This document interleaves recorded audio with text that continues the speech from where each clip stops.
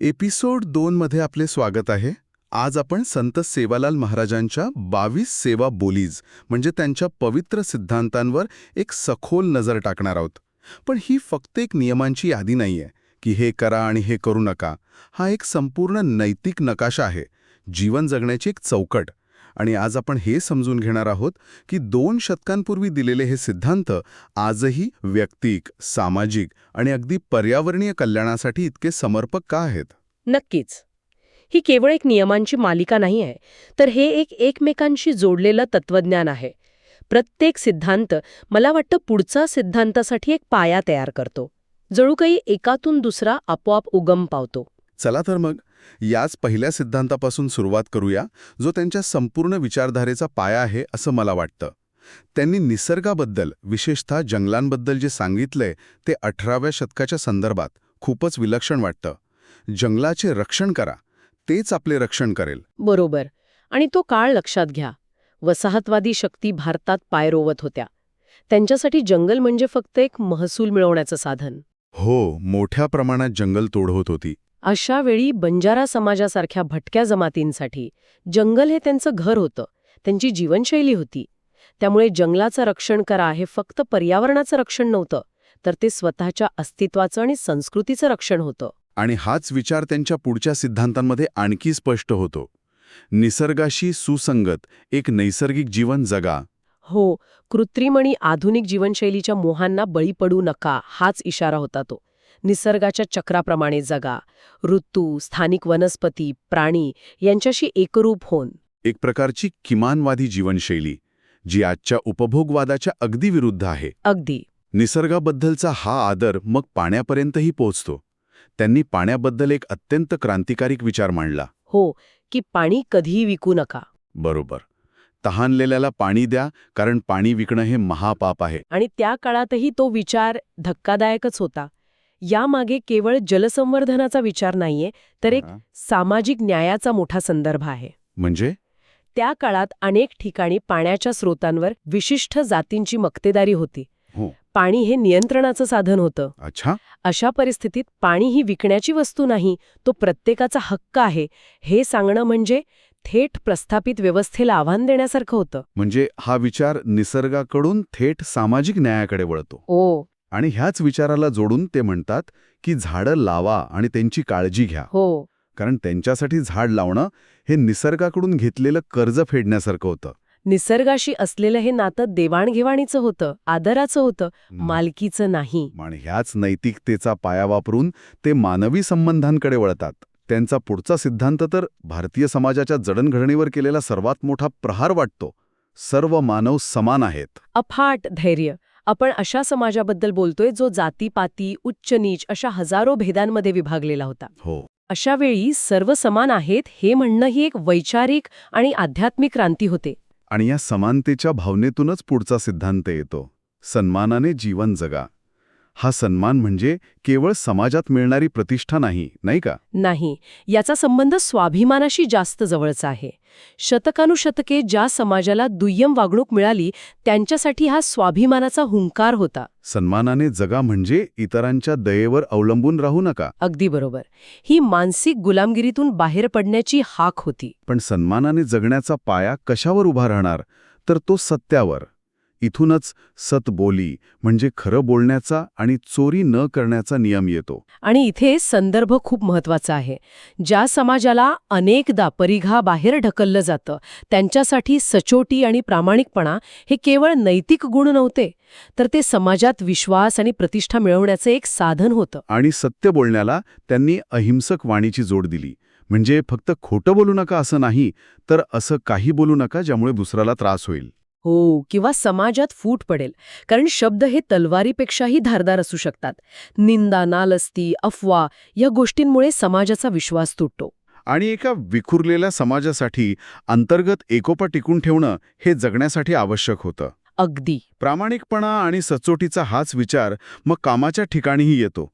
भीक नको, व्यापार करा हा फक्त आर्थिक सल्ला नव्हता, बरोबर? नाही, अजिबात नाही.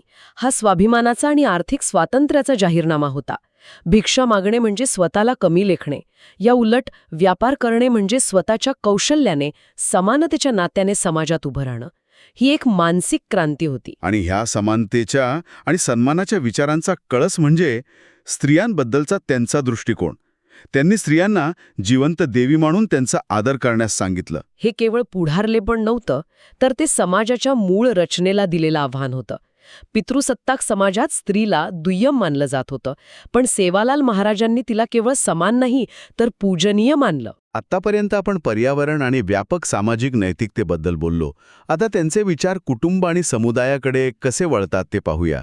याची सुरुवात एका सक्रिय करुणेच्या तत्वाने होते. भुकेल्यांना अन्न द्या आणि गरजूंना मदत करा. आणि ही करुणा फक्त माणसांपुरती मर्यादित नाही. पुढच्याच सिद्धांतामध्ये ते सांगतात की वडीलधाऱ्यांचा आदर करा, लहानांवर प्रेम करा आणि प्राण्यांबद्दलही आदर बाळगा. इथे प्राण्यांना नैतिक समुदायाचा एक भाग मानला आहे. ही त्या काळासाठी एक विलक्षण गोष्ट आहे. तुमची जबाबदारी संपूर्ण जीवसृष्टीसाठी आहे. कौटुंबिक आणि सामाजिक स्थिरतेसाठी त्यांनी अवैध संबंधांमध्ये न अडकण्याचा सिद्धांत दिला. याकडे आजच्या काळात वैयक्तिक स्वातंत्र्यावर घाला म्हणून पाहिलं जाऊ शकतं. इथे संदर्भ महत्वाचा आहे. त्या काळात कुटुंब हे समाजाचं जगण्याचं एकक होतं. कुटुंब तुटणं म्हणजे संपूर्ण सामाजिक आधार कोसळण्यासारखं होतं. अच्छा.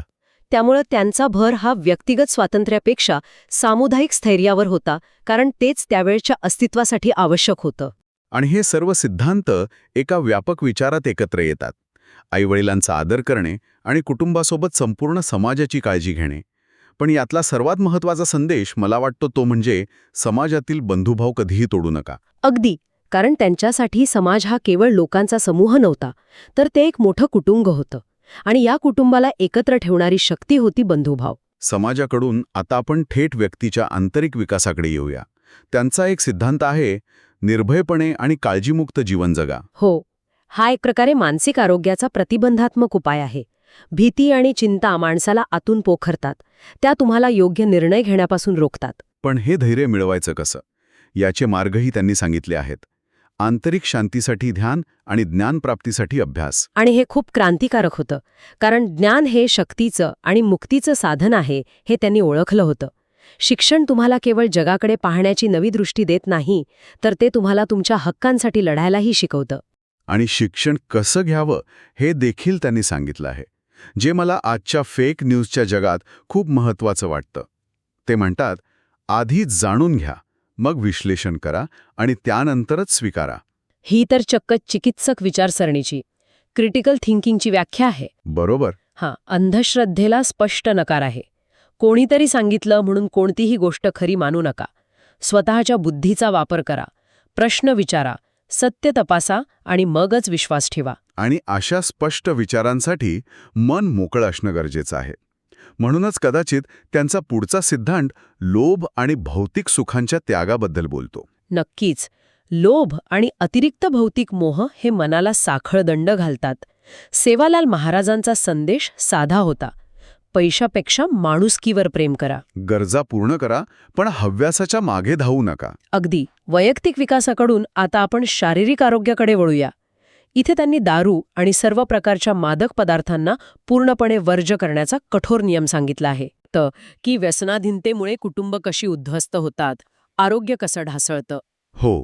दारिद्र्य आणि शोषणाच्या दुष्टचक्रात व्यसनाधीनता लोकांना आणखी खाली ढकलते. आणि याच नैतिक जीवनशैलीचा भाग म्हणून ते प्राणी हत्येला, विशेषतः प्राणी बळीच्या प्रथेला पूर्णपणे विरोध करतात. हो, आणि त्यामागे एक सुंदर तर्क आहे. ते विचारायचे, जी देवी जीवनाची निर्मिती करते ती आपल्याच लेकरांचा बळी कशी मागू शकते? म्हणजे खरी भक्ती हिंसेत नाही तर करुणेत आहे. बरोबर.